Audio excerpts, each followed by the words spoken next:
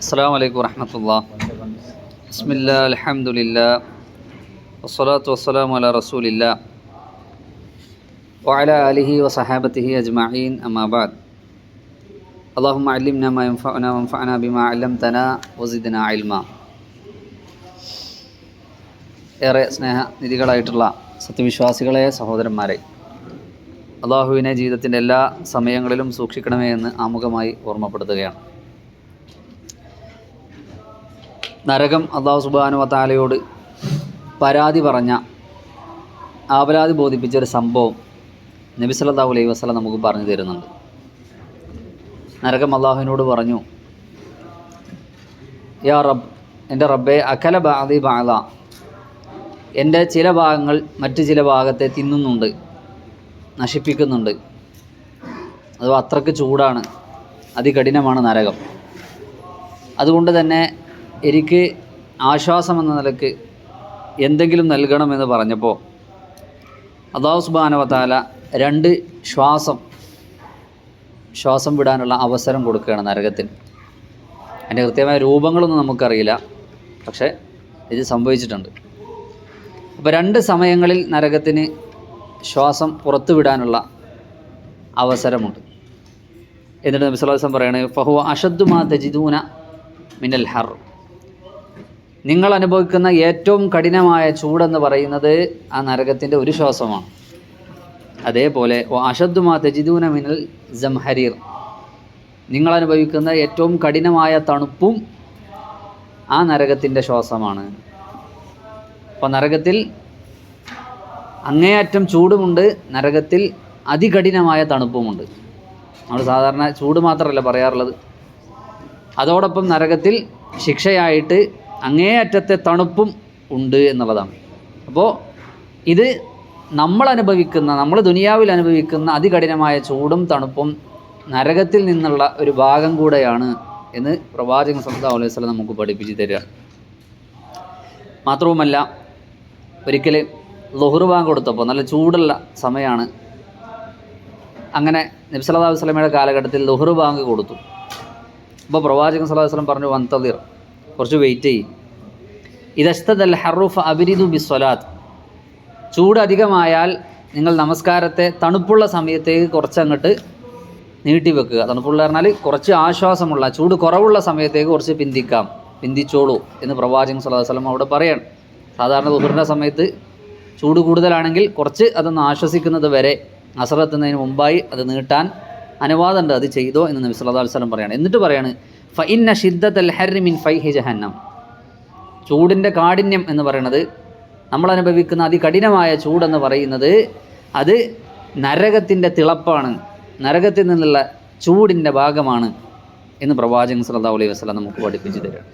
അപ്പോൾ കേവലം ഭൗതിക പ്രതിഭാസം എന്നതിലപ്പുറം സൂര്യൻ കൂടുന്നു, കാലാവസ്ഥ, സമയം, ഈ ഒരു സമ്മർ സീസണാണ് എന്നൊക്കെ പറഞ്ഞ് ആ ഒരു കാര്യം മാത്രം ആലോചിച്ച് അതിൽ മാത്രം ചർച്ചകൾ ചെയ്യുന്നതിലപ്പുറം വിശ്വാസികൾക്ക് മറ്റു പലതും ചിന്തിക്കാനും ആലോചിക്കുവാനും പാഠം ഉൾക്കൊള്ളുവാനും ഉണ്ട് ഈ ചൂടുകാലത്ത് എന്നതാണ്. അതിൽ 6 വിഷയങ്ങളാണ് ഇന്നത്തെ ഖുതുബയിൽ സൂചിപ്പിച്ചിട്ടുള്ളത്. അതിൽ ഒന്നാമതായി നമ്മൾ മനസ്സിലാക്കേണ്ടത് അള്ളാഹുവിൻ്റെ ഖദറിലുള്ള വിശ്വാസവുമായി ബന്ധപ്പെട്ടൊരു കാര്യമാണ്. അഥവാ അള്ളാഹുവാണ് ഈ കാലങ്ങളെ മാറ്റുന്നവൻ, വേറെ ആർക്കും അതിൽ പങ്കില്ല. നമുക്ക് ചൂട് വരുന്നത്, നമുക്ക് തണുപ്പ് വരുന്നത്, നമുക്ക് മഴ ലഭിക്കുന്നത്, മഴ ലഭിക്കാത്തൊരവസ്ഥയുണ്ടാകുന്നത് എല്ലാം റബ്ബിൻ്റെ കൺട്രോളിൽ മാത്രമാണ്. അതുകൊണ്ട് തന്നെ അത് കൃത്യമായി മനസ്സിലാക്കുന്ന ഒരാളെ സംബന്ധിച്ചിടത്തോളം കാലാവസ്ഥയിൽ ഉണ്ടാകുന്ന വ്യതിയാനങ്ങളെ വെച്ച് അയാൾ എന്ത് ചെയ്യൂല, ശപിക്കൂല. ഒരു ഒലക്കമല്ല ചൂട്, അല്ലേ, അതൊക്കെ ചില പ്രയോഗങ്ങളാണ്. ആ രീതിയിലുള്ള ഒരു സംസാരം വിശ്വാസികളിൽ നിന്നുണ്ടാവില്ല. കാരണം ഈ സമയത്ത് ചൂടുണ്ടാകണമെന്ന് ആര് തീരുമാനിച്ചതാണ്? അല്ലാഹ് തീരുമാനിച്ചതാണ്. നമുക്ക് പ്രാർത്ഥിക്കാം ചൂട് കുറക്കണേ എന്നുള്ളത്, നല്ല മഴയുണ്ടാകുമ്പോൾ ആ മഴ കുറക്കണേ എന്നുള്ളത് ഒക്കെ നമുക്ക് പറയാം. ഇതൊക്കെ അള്ളാഹയാണ് നിയന്ത്രിക്കുന്നു എന്ന നിലക്ക് അത് കുറക്കാൻ നമ്മുടെ മനസ്സിലുള്ള ആഗ്രഹങ്ങൾ, ആശകൾ നമ്മൾ അള്ളാഹുവിനോട് പറയാം. മറിച്ച് അതിനെ ശപിക്കാനോ അതിലങ്ങേയറ്റ അതിർത്തി പ്രകടിപ്പിക്കാനോ വിശ്വാസികളെ സംബന്ധിച്ചിടത്തോളം കഴിയൂല. എങ്ങനെയാണെങ്കിൽ ഒന്നാമതായി അത് റബ്ബ് സുബ്ഹാനഹു വ തആലയുടെ ഖദർ അനുസരിച്ചാണ്, റബ്ബിൻ്റെ തീരുമാനം അനുസരിച്ചാണ് നടക്കുന്നത് എന്ന് മനസ്സിലാക്കിയാൽ ഒന്നതാണ്. രണ്ടാമത്, ഈ ചൂട് നമ്മളെ പരലോകത്തെ ബോധ്യപ്പെടുത്തണം. പരലോകത്തൊരു നിർത്തമുണ്ടല്ലോ നമുക്ക് എല്ലാവർക്കും.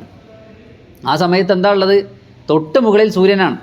ഇപ്പോൾ നിൽക്കുന്ന ആ സൂര്യൻ്റെ സ്ഥാനത്ത് നിന്നിട്ട് അതിൽ നിന്ന് വരുന്ന ചൂട് തന്നെ നമുക്ക് സഹിക്കാൻ പറ്റുന്നില്ല. പക്ഷേ തൊട്ട് മുകളിൽ സൂര്യൻ വന്നു നിൽക്കുന്നതായ ഒരവസ്ഥയാണ് പരലോകത്തെ വിചാരണ വേള എന്ന് പറയുന്നത്. അന്ന് ചില ആളുകൾ അവർ ചെയ്ത അമലുകളുടെ, അവർ ചെയ്ത തിന്മകളുടെ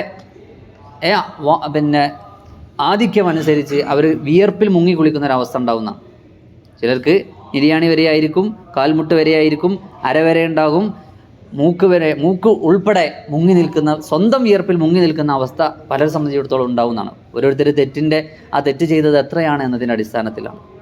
അപ്പം അങ്ങനെ ഒരു നൃത്തത്തെക്കുറിച്ച് നമ്മൾ ആലോചിക്കണം. അവിടെ നമുക്ക് തണൽ കിട്ടണം, ആ ചൂടിൽ നിന്ന് നമുക്ക് തണൽ കിട്ടണം.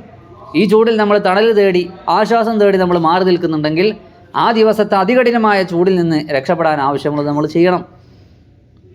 നബി സല്ലല്ലാഹു അലൈഹി വസല്ലം പറഞ്ഞിട്ടുണ്ട്, സബഅത്തുൻ യുദില്ലുഹുമുല്ലാഹ് യൗമ ലാ ദില്ല ഇല്ലാ ദില്ലുഹു. 7 പേർക്ക് അല്ലാഹു സുബ്ഹാനഹു വ തആല തണലിട്ട് കൊടുക്കും അന്ന്. യൗമ ലാ ദില്ല ഇല്ലാ ദില്ലുഹു, അള്ളാഹിൻ്റെ തണലല്ലാതെ വേറൊരു തണലും ഇല്ലാത്ത ദിവസമാണത്. അന്ന് അവിടെ മരങ്ങളുണ്ടാവില്ല, ഉയർന്ന പ്രദേശങ്ങളില്ല, താഴ്ന്ന പ്രദേശങ്ങളില്ല, ഉള്ളിൽ ഒളിഞ്ഞിരിക്കാൻ ഒരിടമില്ല. എന്നാൽ അന്ന് അല്ലാഹു സുബ്ഹാനഹു വ തആല ചില ആളുകൾക്ക് അവൻ്റെ പ്രത്യേകമായ അർശിൻ്റെ തണലിട്ട് കൊടുക്കും. അങ്ങനെ 7 പേരെ എണ്ണുന്നുണ്ട്, മനസ്സിലായില്ല? അപ്പോൾ ആ 7 പേരിൽ ഉൾപ്പെടാൻ വേണ്ടി നമ്മൾ പരിശ്രമിക്കണം. ആ 7 പേരിൽ ഉൾപ്പെടാനുള്ള പണി നമ്മൾ എടുക്കണം. അതുപോലെ സ്വതക്കയെക്കുറിച്ച് പറഞ്ഞിട്ടുണ്ട്. ഓരോ വ്യക്തികളും ആ വ്യക്തികൾ ചെയ്ത സ്വതക്കയുടെ തണലിലായിരിക്കും അവർ പരലോകത്തുണ്ടാകുക. ഏതുവരെ? വിചാരണാ സമയം വരെ എന്നുണ്ട്. അപ്പോൾ സ്വതക്കകൾ നമുക്ക് തണലാണ്. അപ്പോൾ സ്വതക്കകൾ നമ്മൾ വർദ്ധിപ്പിക്കണം. അപ്പോൾ ആ ചൂടിൽ നിന്ന് രക്ഷപ്പെടാനുള്ള കാര്യങ്ങളാണ് ഇവിടുത്തെ ഈ ചൂട് അനുഭവപ്പെടുമ്പോൾ നമ്മൾ ആലോചിക്കേണ്ടത് എന്നുള്ളതാണ്. മൂന്നാമത്തെ കാര്യം, നരകത്തിലെ ചൂടിനെ നമ്മൾ ആലോചിക്കണം. ഇവിടുത്തെ ഈ ഒരു ചെറിയ ചൂടാണല്ലോ നമുക്ക് സഹിക്കാൻ കഴിയാത്തത്. പക്ഷേ ഇവിടെ നമ്മൾ ഉപയോഗിക്കുന്ന തീയിൻ്റെ 69-70 ഇരട്ടിയിലധികം ആണ് നരകത്തിലെ തീ എന്ന് പറയുന്നത്, അതിലെ ചൂടെന്ന് പറയുന്നത്. അത് നമുക്ക് സഹിക്കാൻ കഴിയുമോ? ഇല്ല. അതുകൊണ്ട് തന്നെ അതിൽ നിന്ന് രക്ഷപ്പെടാനുള്ള കാര്യങ്ങൾ നമ്മൾ ചെയ്തുകൊണ്ടിരിക്കണം. തബൂക്ക് യുദ്ധവേള, ആ യുദ്ധം നടക്കുന്നത് ഭയങ്കര ചൂടത്താണ്. അപ്പോൾ മുനാഫിക്കുകൾ അതിൽ നിന്ന് പലതും പറഞ്ഞ് ഒഴിഞ്ഞു മാറുന്നുണ്ട്. അപ്പോൾ അവർ പറഞ്ഞൊരു കാരണമായിരുന്നു, ഭയങ്കര ചൂടാണ്, ചൂടത്തെങ്ങനെ ഞങ്ങൾ പുറത്തിറങ്ങുക എന്നൊക്കെ ചോദിക്കുന്നുണ്ട്. അപ്പോൾ അല്ലാഹു സുബ്ഹാനഹു വ തആല പറഞ്ഞു കൊടുക്കുന്നുണ്ട്, ഖുൽ നാർ ജഹന്നമ അഷദ്ദു ഹർറ. അറിയണം, മനസ്സിലാക്കണം, നബിയെ അവർക്ക് പറഞ്ഞു കൊടുക്കുക, നരകത്തിലെ ചൂട് അത് കഠിനമാണ് കേട്ടോ.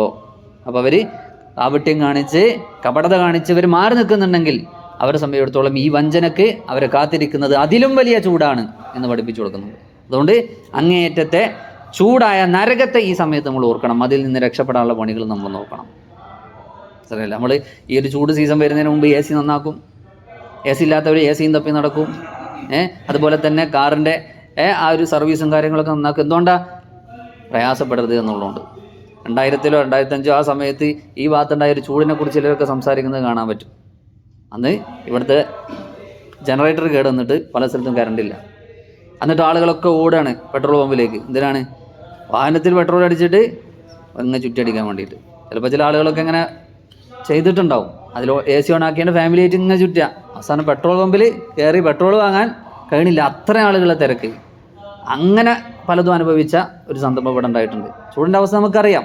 അതുകൊണ്ട് തന്നെ ഇതൊക്കെ ഇവിടുത്തെ ദുനിയാവിലെ അവസ്ഥയാണ് എന്നുണ്ടെങ്കിൽ നരകത്തെ നമുക്ക് സഹിക്കാൻ കഴിയുമോ? ഇല്ല. അതുകൊണ്ട് അവിടെ നിന്ന് രക്ഷപ്പെടാനുള്ള പണികൾ എടുക്കുക എന്നുള്ളതാണ്. അതോടൊപ്പം നമ്മൾ മനസ്സിലാക്കണം, സ്വർഗ്ഗത്തെ കൊതിക്കാൻ, അവിടെ ആഗ്രഹിക്കാൻ കൂടെ നമുക്ക് ഈ സമയത്ത് കഴിയണം. കാരണം സ്വർഗ്ഗത്തെക്കുറിച്ച് അല്ലാഹു സുബ്ഹാനഹു വ തആല പറഞ്ഞിട്ടുള്ളത്, ലാ യറൗന ഫീഹാ ശംസം വലാ സംഹരീറ. അവിടെ അതികഠിനമായ ചൂടുണ്ടാക്കുന്ന സൂര്യനെയോ അതോടൊപ്പം തന്നെ അങ്ങേറ്റത്തെ തണുപ്പോ അവർക്ക് അനുഭവപ്പെടുകയില്ല. രണ്ടിനും ഇടയിലുള്ള ഒരു മനുഷ്യൻ്റെ ശരീരത്തിനും മനസ്സിനൊക്കെ കുളിർമയും ആശ്വാസവും എല്ലാ സൗകര്യവും നൽകുന്ന ഒരു അന്തരീക്ഷമായിരിക്കും സ്വർഗ്ഗത്തിലുണ്ടാവുക എന്നുള്ളത്. ആ സ്വർഗ്ഗം നമ്മൾ ആഗ്രഹിക്കണം. നാലാമതായി, അല്ലാഹു സുബ്ഹാനഹു വ തആലയുടെ അനുഗ്രഹങ്ങളെ ഓർത്ത് നമ്മൾ നന്ദി കാണിക്കണം. നമുക്ക് എന്തെല്ലാം സൗകര്യങ്ങളാണെന്നുള്ളത് നമ്മുടെ വീട്ടിൽ, നമ്മുടെ ജോലി സ്ഥലങ്ങളിൽ, നമ്മുടെ വാഹനങ്ങളിൽ, എവിടെയായാലും നമുക്ക് ഈ പുറത്ത് ചൂടുണ്ടെങ്കിലും നമ്മളെ സംബന്ധിച്ചിടത്തോളം നമ്മളെ തണുപ്പത്ത് ആശ്വസിച്ചുകൊണ്ട് നമുക്ക് ഇരിക്കാൻ കഴിയുന്നു. റബ്ബിൻ്റെ അനുഗ്രഹമാണ്. അതിന് നമ്മൾ റബ്ബിനോട് എന്ത് ചെയ്യണം?